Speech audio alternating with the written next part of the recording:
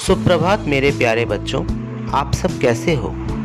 आशा करता हूँ आप सभी स्वस्थ और सुरक्षित ही होंगे। आप सभी का हिंदी की द्वितीय कक्षा में बहुत बहुत स्वागत है। आज मैं हिंदी साहित्य का नया पद्यांश का पाठ गुरु और चेला लेकर उपस्थित हुआ हूँ, जिसके कवि सोहनलाल द्विवेदी जी हैं। तो चलिए आरंभ करते हैं पाठ 12 गुरु और चेला। गुरु एक थे और था एक चेला, चले घूमने पास में था न ढेला। चले चलते चलते मिली एक नगरी, चमाचम थी सड़कें चमाचम थी डगरी। मिली एक ग्वालिन धरे शीश गगरी, गुरु ने कहा तेज ग्वालिन न भगरी।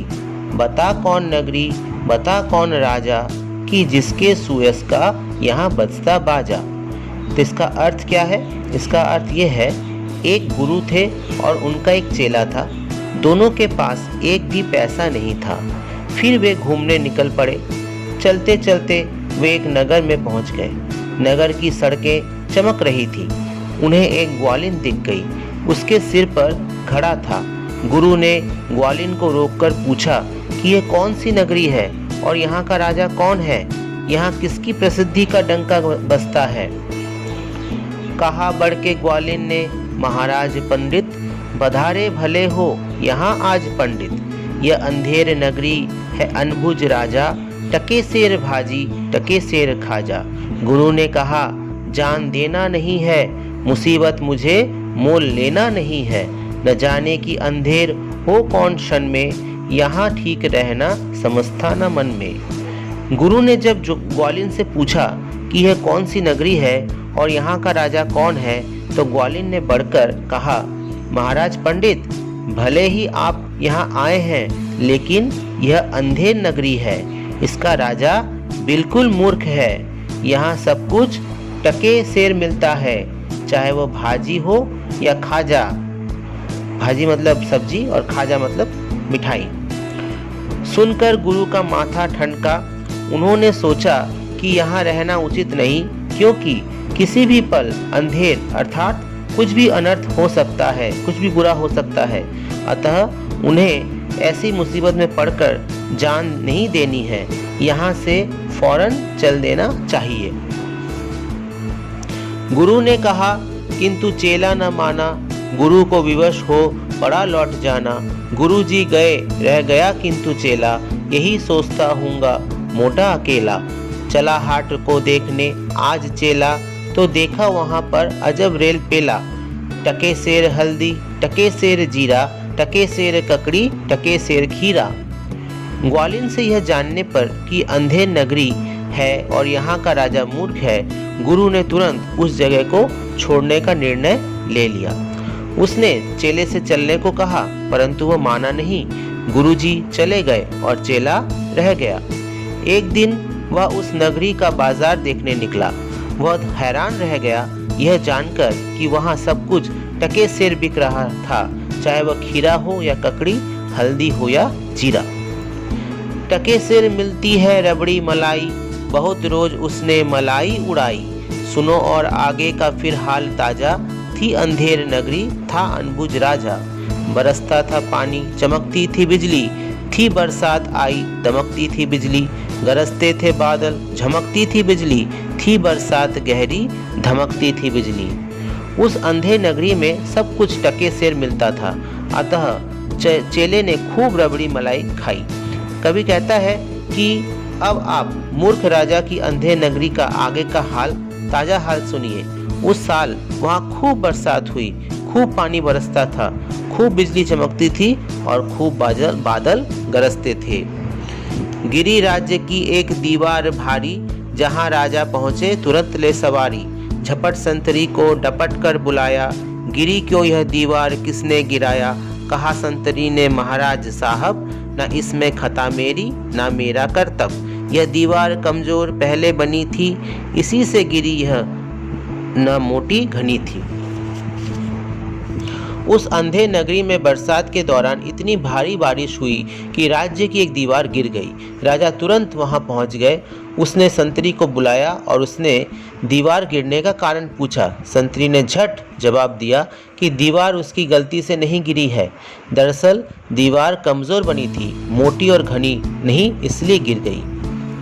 खता कारीगर की महाराज साहब, न इसमें खता मेरी या मेरा कर्तव्य। बुलाया गया कारीगर झट वहाँ पर, बिठाया गया कारीगर झट वहाँ पर।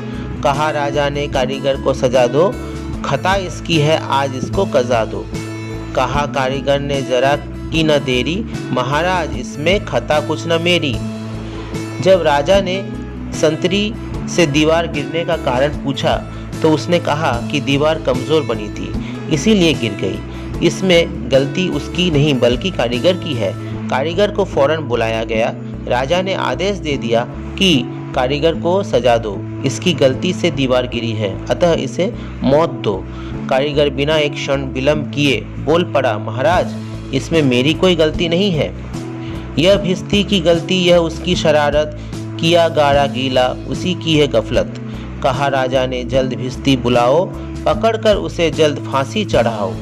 चला आया भिस्ती कुछ हुई कुछ न देरी, कहा उसने इसमें खता कुछ न मेरी, यह गलती है जिसने मशक को बनाया कि ज़्यादा ही उसमें था पानी समाया।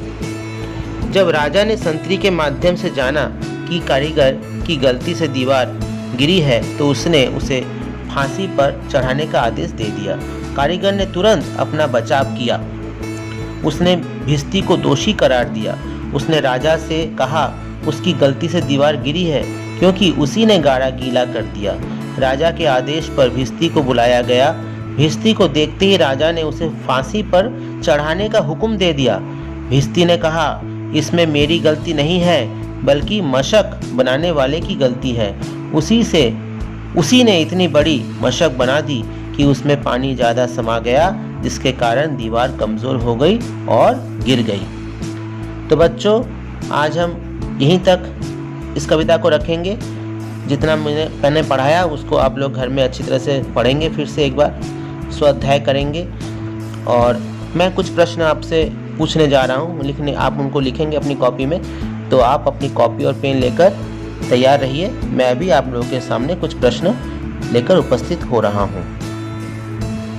हाँ तो बच्चों, मुझे लगता है आप लोग प्रस्तुत हैं लिखने के लिए।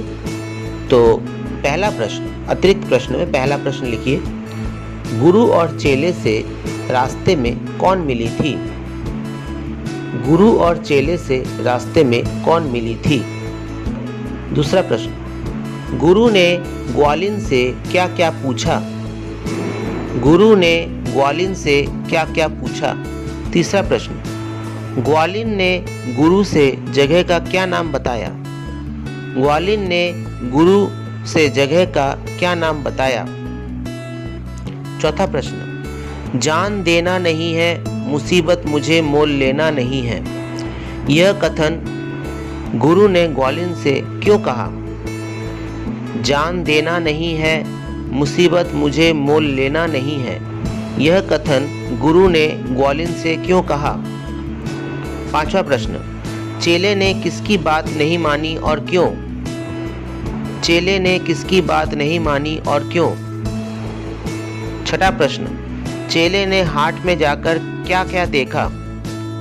चेले ने हाट में जाकर क्या क्या देखा? सातवां प्रश्न, राज्य की दीवार कैसे गिर गई? सातवां प्रश्न है, राज्य की दीवार कैसे गिर गई? आठवां प्रश्न, राजा ने संतरी को क्यों बुलाया? राजा ने संतरी को क्यों बुलाया? नौवां प्रश्न, राजा ने कारीगर से क्या पूछा? राजा ने कारीगर से क्या पूछा? और 10वां प्रश्न है, भिस्ती ने राजा से क्या कहा? भिस्ती ने राजा से क्या कहा?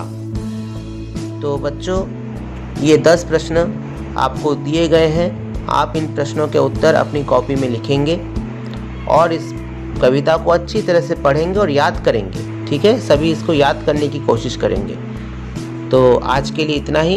आप सभी सुरक्षित रहिए और अपनी पढ़ाई की तरफ ध्यान रखिए, अपना स्वास्थ्य भी ठीक रखिए। तब तक के लिए आप सभी को बहुत बहुत धन्यवाद।